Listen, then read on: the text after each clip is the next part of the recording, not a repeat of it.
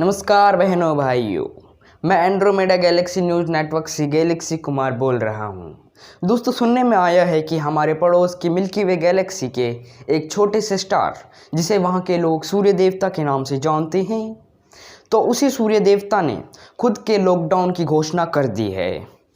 अविश्वसनीय सूत्रों से पता चला है कि सूर्य देवता की यह घोषणा वहां के धरती नामक एक छोटे से ग्रह पर चल रहे लॉकडाउन से प्रेरित होकर की गई है।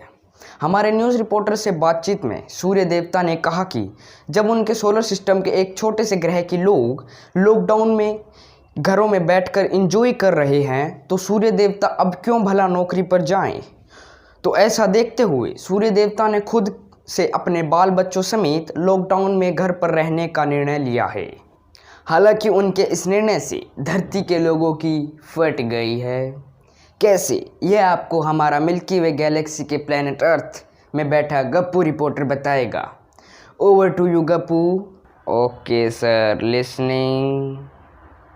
Okay, telling. Now go hello.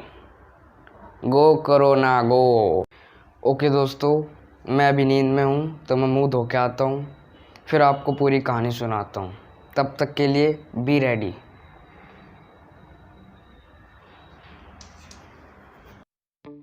लेकिन आगे चलने से पहले क्या हमें यह नहीं जानना चाहिए कि हमारा सूरज बना कैसे और सूरज काम कैसे करता है? तो चलिए पहले सूरज के बारे में कुछ ज़रूरी बातें जान लेते हैं और फिर आपको बताएंगे कि क्यों सूरज के लॉकडाउन की वजह से वैज्ञानिकों की फट गई है। अगर आप सूर्य कैसे बना इस प्रश्न का उत्तर जानना चाहते हैं तो आपको हमारे साथ समय में 4.5 अरब साल पीछे जाना होगा। इस समय हमारा सोलर सिस्टम अस्तित्व में नहीं आया था और इसका नाम इस समय सोलर नेबुला था। जब सोलर नेबुले पर दबाव हद से ज़्यादा बढ़ गया तो इसमें मौजूद हर एक गैस और डस्ट पार्टिकल आपस में डांस होने लगा। यहीं से सूर्य के बनने की पूरी कहानी की शुरुआत हुई। प्रेशर से अब सोलर नेबुला चपटी किसी डिश का आकार ले चुकी थी। वैज्ञानिक कहते हैं कि सोलर नेबुला आकार में बहुत ही विशाल था। ये देखने में किसी चमकदार और कई रंगों से सजी बादल की भांति दिखाई देता था। प्रकाश की किरण इस बादल को और भी देखने लायक बना देती थी। तो उस समय अंतरिक्ष की ग्रेविटेशन फोर्स की वजह से सोलर नेबुले पर बहुत ही ज़्यादा दबाव पड़ने लगा। और हाँ, आपका सूर्य कैसे बना, इस सवाल का जवाब भी यह दबाव ही है। प्रारंभिक रूप में आए सूर्य को वैज्ञानिकों ने प्रोस्टार का नाम दिया। अब इसमें कई सारे केमिकल रिएक्शन शुरू होने लगे। आप सभी ने तो अपने घरों में ग्राइंडर का इस्तेमाल किया ही होगा। अगर आप ग्राइंडर में कोई भी चीज़ पीसते हैं तो जैसे उसका बाहरी भाग थोड़ा मोटा रहता है और अंदर का भाग पतला, ठीक उसी तरह सोलर नेबुले के बहुत तेज़ी से घूमने की वजह से उसके अंदर का हिस्सा बाहरी भाग से डेंस होने लगा। यह डेंस हिस्सा बाद में सूर्य के रूप में अस्तित्व में आया। उन सभी में से हाइड्रोजन और हीलियम के फ्यूजन रिएक्शन सबसे अधिक प्रधान थे। यही रिएक्शन सूर्य को इतना गर्म और चमकदार बनाता है। इसी वजह से सूर्य आग के गोले की भांति दिखता है। आज हम जो सूर्य देख रहे हैं उसे इस अवस्था में पहुंचने के लिए 50 बिलियन साल लगे। सूर्य के जीवन काल 10 बिलियन ईयर, जिसमें से और 6 बिलियन ईयर बचे हैं। यह तो थी सूर्य की शुरुआत की पूरी कहानी। अब सूर्य के अंत की वजह जानते हैं। इस जटिल समय का आकलन वैज्ञानिकों ने 140 मिलियन सालों का लगाया है। खैर, अगर हमें सूर्य के अंत के बारे में जानना है तो हमें सबसे पहले इसके अंदर होने वाले स्ट्रक्चर और केमिकल रिएक्शन के बारे में अच्छे से जानना होगा। दोस्तों, मुख्य रूप से सूर्य के 2 हिस्से होते हैं। पहला इसका ऊपरी सतह का हिस्सा जो हाइड्रोजन का बना होता है और दूसरा इसका कोर का हिस्सा जो हीलियम से बना होता है। यह दोनों हिस्से जो होते हैं यह दोनों लेयर के भांति आपस में जुड़े रहते हैं और यह दोनों लेयर एक दूसरे के ऊपर निर्भर रहती हैं। यह एक स्पीयर की भांति दिखाई पड़ता है। इन दोनों स्पीयर में हमेशा केमिकल रिएक्शन चलते रहते हैं। हीलियम तो पहले से ही काफ़ी ज़्यादा इन्फ्लेमेबल है। जलने के लिए इनको किसी भी प्रकार की कैटेलिस्ट की ज़रूरत नहीं पड़ती।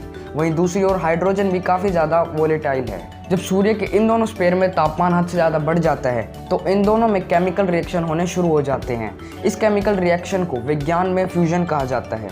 विज्ञान के नज़रिए से देखा जाए तो वास्तव में सूर्य एक हाइड्रोजन रिएक्टर है। हाइड्रोजन ही है जो इसको एनर्जी देती है। 90% सूर्य का प्रकाश हाइड्रोजन के जलने से ही आता है। यहाँ सूर्य के कोर में उपस्थित हीलियम का किरदार बहुत महत्वपूर्ण है। हीलियम दोनों स्पीयर में होने वाले केमिकल रिएक्शन को नियंत्रण करती है।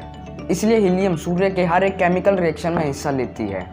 हम सब ने तो पढ़ा ही होगा कि यह एक इनर्ट गैस है। इनर्ट गैस ज़्यादातर किसी भी पदार्थ के साथ आसानी से रिएक्ट नहीं होती, बल्कि रिएक्शन के लिए यह कुछ आधारों की मांग करती है। जहाँ हीलियम के लिए आधार बनता है टेम्परेचर। बिना हाई टेम्परेचर के फ्यूजन होना मुश्किल है। इन दोनों रिएक्शन में आपने देखा कि हाइड्रोजन और हीलियम की ज़रूरत मुख्य रूप से पड़ रही है। तो समय के साथ साथ सूर्य में हाइड्रोजन और हीलियम की मात्रा धीरे धीरे रिएक्शन की वजह से कम होती जा रही है। एक समय ऐसा टाइम आएगा कि सूर्य से हीलियम और हाइड्रोजन पूरी तरीके से ख़त्म हो जाएगी। इसके बाद ना कोई रिएक्शन होगा और ना कोई गतिविधि। धीरे धीरे सूर्य का ऊपरी सतह का हिस्सा धमाके से उड़ जाएगा। इससे सूर्य का कोर अंतरिक्ष के सीधे संपर्क में आएगा, जो कि बहुत ज़्यादा गर्म भी होगा। समय के चलते एक कोर जो कि लाल रंग का होगा वह सफ़ेद रंग का हो जाएगा और यहाँ पर सूर्य का पूर्ण रूप से अंत हो जाएगा। पर यहाँ हम आपको एक बात बता दें कि जैसे ही सूर्य से रोशनी आना बंद हो जाएगी, ठीक उसी समय पृथ्वी से जीवन का लोप हो जाएगा। लोग ठंड के मारे जमने लगेंगे, बारिश होना बंद हो जाएगी, पृथ्वी में घोर अंधकार छा जाएगा, चारों तरफ लोगों की हालत खराब हो जाएगी। सूर्य का जो ऊपरी सतह से हिस्सा फटा होगा वह आकर पृथ्वी से टकराएगा और पृथ्वी उसके अंदर समा जाएगी। तो दोस्तों, सूर्य ही नहीं रहेगा तो सौरमंडल कैसे रहेगा? हम सब जानते हैं कि सूर्य के ग्रेविटेशन फोर्स ने हमारे सोलर सिस्टम के 8 ग्रहों को आपस में बांध रखा है। जब सूर्य के अंदर कोई भी रिएक्शन होना बंद हो जाएगा तब इसका ग्रेविटेशन फोर्स भी लुप्त हो जाएगा।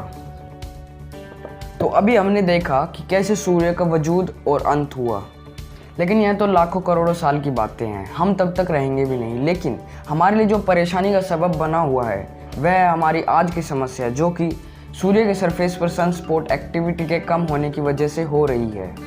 आसान शब्दों में बोले तो पूरी दुनिया के साथ साथ अब गैलेक्सी में मौजूद सूरज पर भी लॉकडाउन लग गया है। यानी धरती को ऊर्जा प्रदान करने वाला सूरज का तापमान लगातार कम होता जा रहा है। दरअसल ये सनस्पॉट ही होते हैं जो हीट रिलीज करते हैं, जो हमारी अर्थ और बाकी सारे प्लैनेट्स तक हीट पहुंचाते हैं। इसकी सतह पर धब्बे खत्म हो रहे हैं, या यूं कह सकते हैं कि सनस्पॉट बन ही नहीं रहे।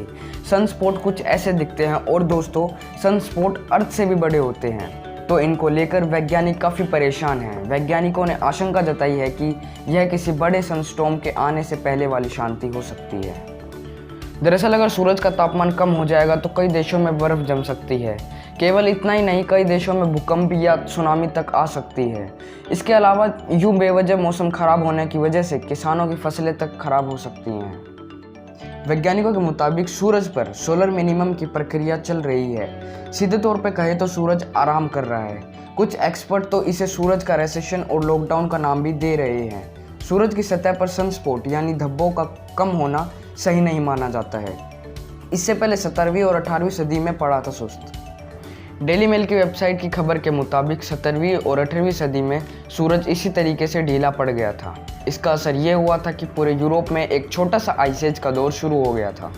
सूरज की सुस्त होने की वजह से थेम्स नदी पूरी तरीके से बर्फ़ में तब्दील हो गई थी। फसलें खराब होने के साथ साथ आसमान से बिजली गिरने की घटनाएं भी बढ़ गई थी। वहीं रॉयल एस्ट्रोनॉमिकल सोसाइटी का कहना है कि सूरज हर 11 साल में सुस्त होता है। नासा का भी यही कहना है कि यह एक नेचुरल प्रोसेस है, इससे परेशान होने की कोई ज़रूरत नहीं है। नासा की तरफ से कहा गया है कि किसी भी तरीके का आइस एज नहीं आएगा। उधर एस्ट्रोनॉमर टोनी फिलिप्स ने कहा है कि सूरज पर सोलर मिनिमम शुरू हुआ है, जो कि काफ़ी गहरा है। सूरज की सतह पर धब्बे बनना बंद हो गए हैं। सूरज का मैग्नेटिक फील्ड कमज़ोर हो गया है, जिसके चलते सोलर सिस्टम में अतिरिक्त कॉस्मिक किरणें प्रवेश करेंगी। बता दें कि साल 2020 में अब तक सूरज पर किसी भी तरीके का सनस्पॉट नज़र नहीं आया है, जो कि इस समय का 76% है। वहीं साल 2019 में 77% था। वहीं नासा के केपलर स्पेस टेलीस्कोप से मिले आंकड़ों का अध्ययन कर मैक्स प्लैंक इंस्टीट्यूट के वैज्ञानिकों ने इस बात का खुलासा किया है कि गैलेक्सी में सूरज जैसे मौजूद अन्य तारों की तुलना में अपने सूरज की चमक बहुत कम है।